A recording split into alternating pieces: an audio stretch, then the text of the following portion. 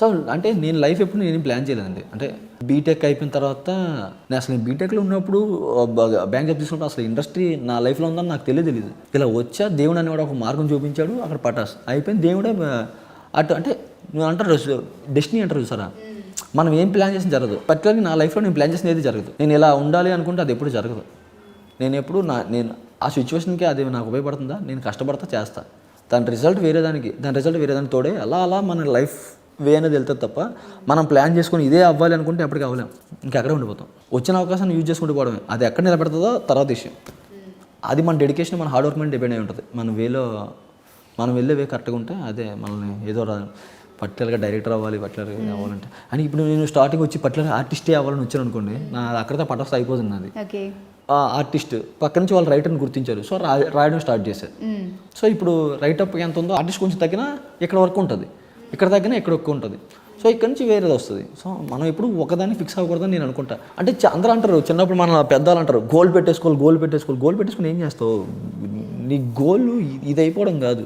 నీ గోల్ ఏంటంటే నువ్వు అనుకున్న దానికన్నా మంచిగా బతకడం. ఆ బతకడం కోసం ఏది వచ్చినా అది నీ గోల్ అయినట్టే. ప్రత్యేకంగా గోల్ పెట్టుకుని దానికోసం పరిగెట్టేయాలి అంత ఫులిష్. అది గోల్ కోసం పరిగెట్టేసి ఎక్కడ అలసిపోయి పడిపోవాలి అంతే.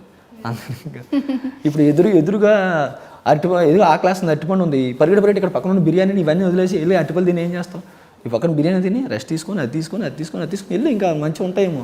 నేను అంటా పెద్దగా గోల్ పెట్టేసుకొని పరిగెట్టాల్సిన అవసరం లేదు. ఉన్నదాన్ని కరెక్ట్గా యూజ్ చేసుకొని మెల్లమెల్లగా స్టెప్ బై స్టెప్ వెళ్తే చాలు. అది అంటే గోల్ లేకపోతే చెడిపోతాం అంటారు కొంతమంది. ఎప్పుడు చెడిపోతాం, మనం వెళ్ళే వేలో మనం కరెక్ట్గా లేకపోతే చెడిపోతాం. మనం వెళ్ళే వేలో వచ్చిన ప్రతి అవకాశాన్ని వినియోగించుకుంటే చెడిపోం. అంతేగాని గోల్ పెట్టుకోకపోతే చెడిపోని అది చాలా ఫూలిష్. నేను అనేది గట్టిగా నమ్ముతా. అది గోల్ లేకపోతే లైఫ్లో ఎందుకు పనికిరాడు అంటారు. అది వేస్ట్. ఎవరు చెప్పలేరండి. సో అది అంతే కదా, ఎవరు చెప్పలేరు. సచిన్ నేను బీటెక్ అవ్వాలి, ఇంజనీర్ అవ్వాలని గోల్ పెట్టుకుంటే ఇంకా ఆయన అక్కడే ఉంది. ఇప్పుడు మనకు అంత మంచి క్రికెటర్ దొరికేవాడా, అంతే. మన డెస్టినీ ఏమి ఇస్తే అది మనం అవ్వాలి అంతే. మనం ఎవరు మార్చాలి డెస్టినీని. ఓకే, బాగా చెప్పారు. ఒక మెసేజ్ కూడా ఇచ్చారు అయితే. మెసేజా? ఓకే, అంతే కదా. సో ఏంటి మూవీస్లో ఏ జానర్ అంటే బాగా ఇష్టం, ఏది ఇష్టపడతారు? నాకు మూవీస్లో బాగా ఇష్టం జానర్ అంటే థ్రిల్లర్ అంటే నా స్టోరీ నేను రాసినా సరే నాకు థ్రిల్లింగ్ రాయాలని ఉంటుంది. అంటే నేను తెర మీద చూసేటప్పుడు థ్రిల్ అవ్వాలి సినిమాని. అంటే అమ్మా ట్విస్ట్ నాకు చిన్నప్పటి నుంచి ఎందుకో మరి అవి థ్రిల్ సినిమా. ఏదైనా ఒక సినిమా స్టోరీ ఏమైనా రెడీ చేసుకున్నారు ఇప్పటివరకు? నేను కొన్ని రాసుకున్నా, ఎప్పుడు బీటెక్లో కొన్ని స్టోరీలు రాసా. అవి ఇప్పుడు తలుచుకుంటే మళ్ళీ కొంచెం నవ్వు వస్తుంది, కానీ మళ్ళీ అప్పుడు నేను ఖాళీగా ఉన్న ప్రతిసారి ఆలోచించుకోవడం అవన్నీ చూస్తుంటాను. కొంచెం దాన్ని మార్చో అలా ఇలా చేంజ్ చేసే ఉన్నాయి.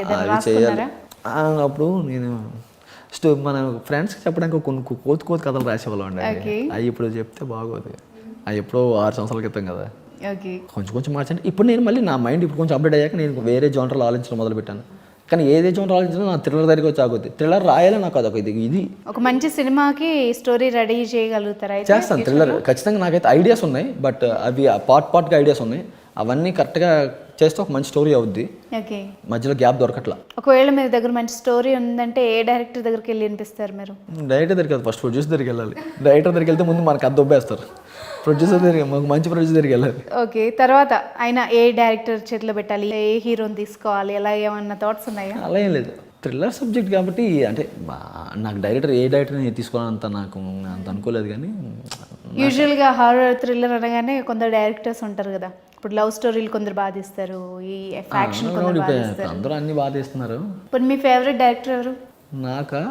నా ఫేవరెట్ డైరెక్టర్ రాజమౌళి గారు. అంటే బేసిక్గా అందరి పేరు ఆయన చెప్తారు, కానీ నాకు ఆయన ఎందుకంటే అంత బాగా ఇష్టం. బాగా పర్ఫెక్షనిస్ట్గా ఒక సీన్ చాలా అంటే ఒక మనిషికి ఎమోషన్ని ఎంత కనెక్ట్ చేయాలో, ఒక మాస్ ఆడియన్కి ఎక్కడ గూస్ బంప్స్ తెప్పించాలో అదంతా ఆయనకు బాగా తెలుసు. ఓకే, సో అందుకే నాకు ఆయన అంటే బాగా ఇష్టం. మీకు ఏదైనా మూవీ ఛాన్స్ వచ్చింది అనుకోండి, ఏ జానర్ ఒప్పుకుంటారు? కామెడీ, థ్రిల్లింగ్ రెండు వస్తే ఒకేసారి? థ్రిల్లర్ కామెడీ బాగుంటుంది. అలా లేదండి ఛాన్స్, ఏదో ఒకటే ఉంది, రెండు వచ్చాయి. బేసిక్గా నాకు థ్రిల్లర్ అంటే బాగా ఇష్టం. నేను స్టోరీ రాస్తే థ్రిల్లర్ రాస్తా, ఒకవేళ యాక్ట్ చేస్తే కామెడీలో యాక్ట్ చేస్తా. ఫేవరెట్ హీరోయిన్ ఎవరు? నాకు సాయి పల్లవి గారు, అబ్సల్యూట్ నో డౌట్. అది అంటే చెప్తాను. ఏంటి తనలో నచ్చిన క్వాలిటీ ఏంటి? తను ఏంటంటే అంటే చాలా ఎక్స్ప్రెషన్స్ చాలా నీట్గా ఇస్తుంది. అండ్ అందులో తను డ్రెస్సింగ్ సెన్స్ అన్న నాకు బాగా ఇష్టం. అంటే నాకు మళ్ళీ సౌందర్య గారిని చూసిన ఫీలింగ్ వస్తుంది ఆమె చూస్తే. తను మాట్లాడే విధానం కూడా చాలా బాగుంటుంది, తన యాక్ట్ చేసే విధానం బాగుంటుంది, తన డ్రెస్సింగ్ సెన్స్ బాగుంటుంది. సో అవన్నీ నాకు సాయి పల్లవి గారు చాలా ఇష్టం. అంటే ఒక క్యారెక్టర్ కోసమో దేనికోసమో తన ఆత్మాభిమానాన్ని తాకట్టు పెట్టరు, సెల్ఫ్ రెస్పెక్ట్ని పోగొట్టుకోరు. తనకు నచ్చిందా చేస్తారు, అది ఏ హీరో అయినా. తనకు నచ్చలేదా ఏ హీరో అయినా రిజెక్ట్ చేస్తారు. అది ఒక హీరోయిన్ ఉండాల్సిన పర్ఫెక్ట్ క్వాలిటీ అది. తన మీద తనకున్న నమ్మకం అనమాట సాయి పల్లవి గారికి. ఎప్పుడైనా ఎన్టీఆర్ గారు సాయి పల్లవి గారు కలిపి తీస్తే చూడాలి అందులో. ఓ డెడ్లీ కాంబినేషన్ అసలు. ఓకే, ఫేవరెట్ ఫుడ్ ఏంటి? ఫుడ్ ఎక్కడ పోయిందంటే మాకు ఇంట్రెస్ట్ అక్కడ హాస్టల్స్లో మేము రెసిడెన్షియల్ హాస్టల్ ఉన్నప్పుడే మాకు చిన్నప్పుడు ఈ బీజాలు అన్నీ పడిపోయాయండి. కోతి పనులు చేయాలన్నా, సినిమాలకి ఇంట్రెస్ట్ రావాలన్నా అప్పుడే పడిపోయి.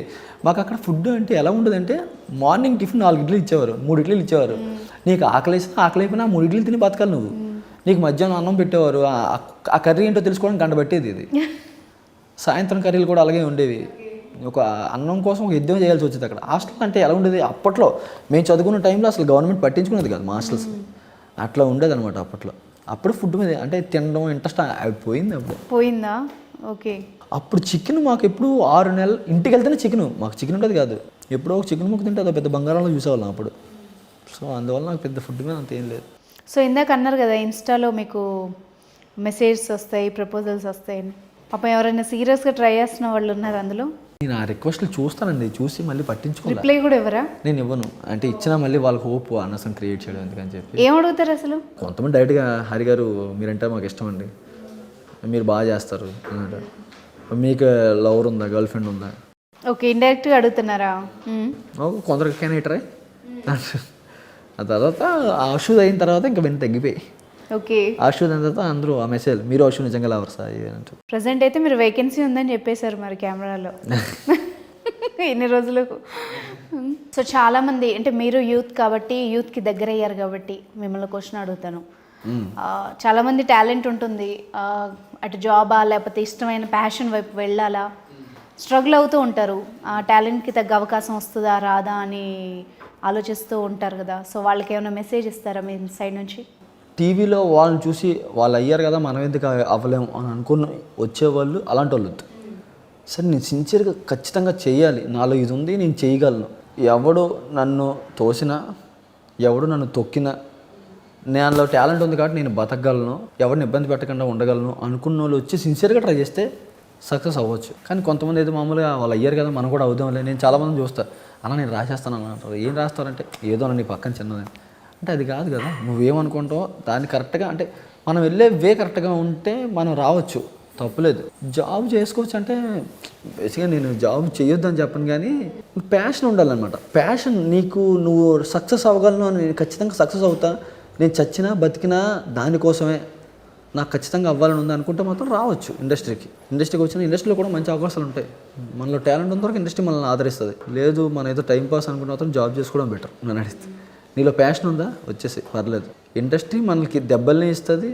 నేనేం నమ్ముతానంటే గతంలో గాయాలు ఉంటేనే భవిష్యత్తుకి బలం ఉంటుంది. సో ఆ గతంలో నువ్వు గాయాలు పడు, భవిష్యత్తుని ఖచ్చితంగా బలం ఉంటుంది. ఆ బలం ఏంటనేది నీకు అర్థమైపోతుంది నీ ప్యాషన్లో. థ్యాంక్ యూ సో మచ్, మీ విలువైన సమయాన్ని మాకు కేటాయించి చాలా మంచి మాటలు చెప్పారు. Thank you so much, my pleasure. Hi, నేను మీ Express Hari. Please do subscribe Signature studios.